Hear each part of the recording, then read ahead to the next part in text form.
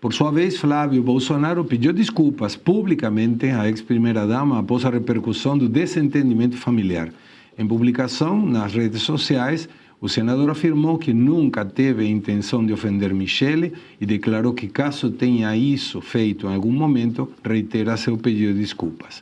Flávio também destacou o respeito e reconhecimento que tem pelo trabalho de Michele à frente do PL Mulher, além de ressaltar sua dedicação ao ex-presidente Jair Bolsonaro. O senador afirmou ainda que divergências de estratégia são naturais entre pessoas que compartilham os mesmos princípios e objetivos, inclusive dentro da própria família. Já na manhã desta quinta-feira, Michele publicou uma nova mensagem nas redes sociais para tentar pacificar a situação, como muito bem adiantou Maria.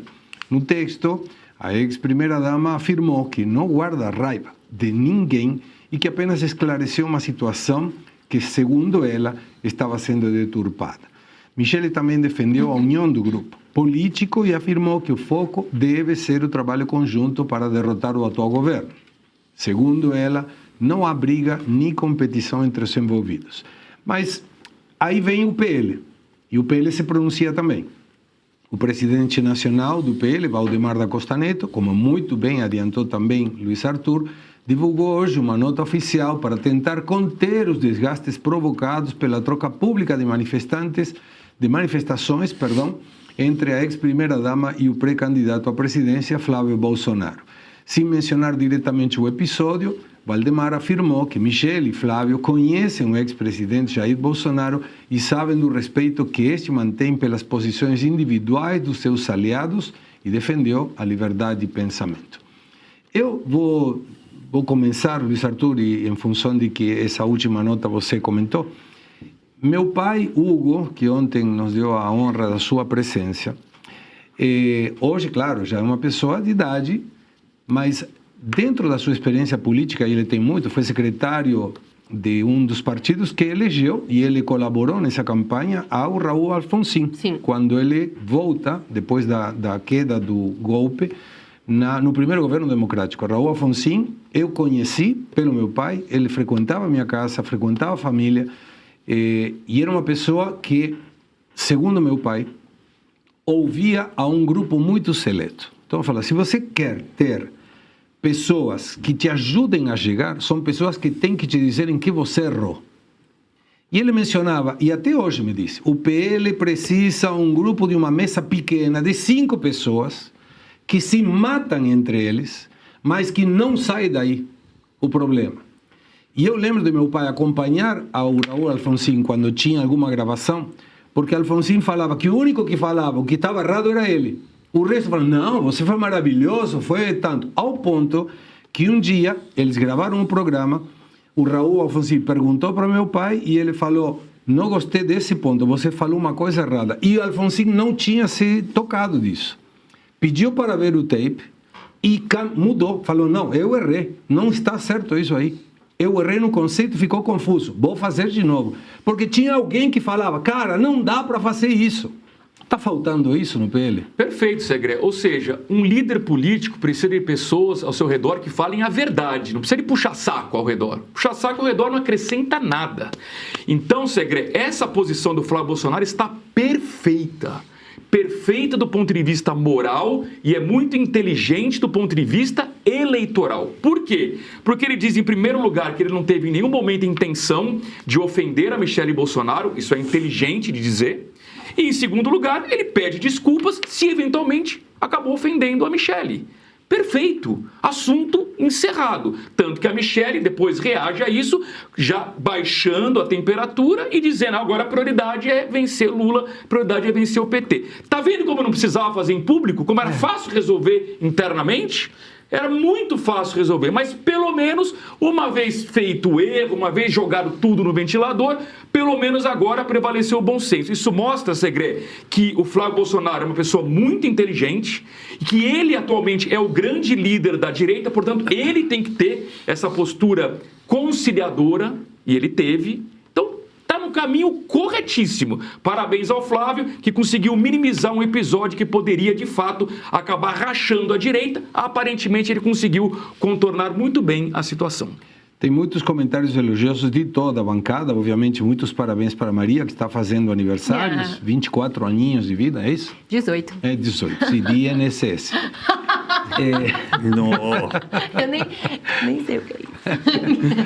Não paga, se puder não paga, essa é uma furada gigantesca. Não, eu sou microempreendedora. Mas aqui Gil Nogueira disse: amo de paixão o Rubinho.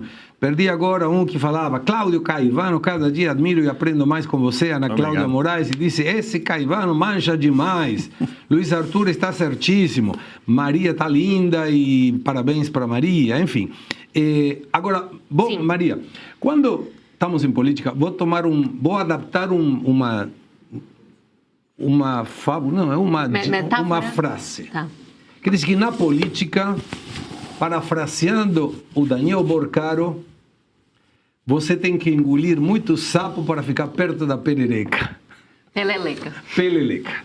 Então, não aplicaria isso aí, porque, cara, tem que encontrar que não vai ser tudo feliz. O próprio chat está dizendo, algumas pessoas, parabéns a Michele, outros dizem, Michele não entende nada de política.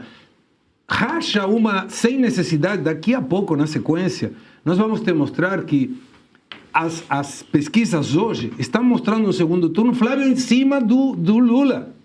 Que necessidade de perturbar esse negócio agora? É verdade, Segre. E como já a bancada colocou muito bem, o pior de tudo é que eles são uma família. Além de serem aliados políticos, eles são uma família, eles carregam o mesmo sobrenome. Então, ficar mostrando essas tretas em público é muito ruim. Se a família entre si não se respeita, quem garante que eles vão respeitar os eleitores? Então, fica esse questionamento. É muito, muito ruim. E o pior de tudo é, e eu volto a repetir, a postura da Michele, ela titubeou. Sabe, esse post dela nos stories mostrou que ela ficou confusa com o que ela disse. Mas, a meu ver, eu continuo insistindo. Ela fez isso para cravar o espaço político dela, para angariar justamente isso. A gente está vendo as pessoas falarem: estou com a Michele, não, estou com o Flávio. E aí ela cria ali um lado político, porque aí ela vai ter o quê? A legitimidade do povo, de alguma maneira ou outra. Caivano, Lula se aliou, disse Patrícia BPM. Lula se aliou a Geraldo Alckmin, que disse que Lula voltaria à cena do crime. Em uma disputa eleitoral, muitas vezes adversários de ontem se unem para enfrentar um adversário considerado maior. Exato. Faz parte do jogo político. Concorda com essa afirmação? Sim, é exatamente o que eu disse no sentido do pacto do diabo, né? O exemplo que eu trouxe aqui, Ribbentrop-Molotov. Exatamente, você tem um inimigo mais forte, mais poderoso, e naquela localidade você só tem essa pessoa, você faz um armistício. Não vou te atacar por enquanto, vamos para um objetivo comum. Essa pessoa, muito provavelmente, também tem o mesmo objetivo de curto prazo, que é vencer esse inimigo comum. Você se junta por um tempo, não tem problema algum. É diferente essa questão, tanto na vida, quanto até em negócios, quanto na vida profissional dentro de empresas, do que na tua vida pessoal. Você não vai ficar fazendo isso na tua vida pessoal, provavelmente. Mas no restante, a gente tem que ter em mente que estamos tratando da realidade. E a realidade indica algumas possibilidades de curto, médio e longo prazo. Rubinho, Farad aqui, que é uma pessoa que nos acompanha sempre no chat, peço desculpa que não dá para ler todo mundo aqui.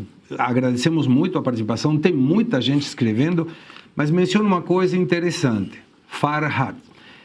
Quando o filho do Lula chamou a Janja de fruta oportunista, não sou fruta, eu estou sendo delicado, não houve essa tempestade toda. Por que, nesse caso, a esquerda sempre sai muito melhor depois de uma briga interna assim? Porque a esquerda, ela briga dentro de casa. O filho do Lula, ele estava atacando a Janja numa mensagem, numa troca de mensagens. Isso se tornou público de alguma maneira e ninguém falou nada do assunto.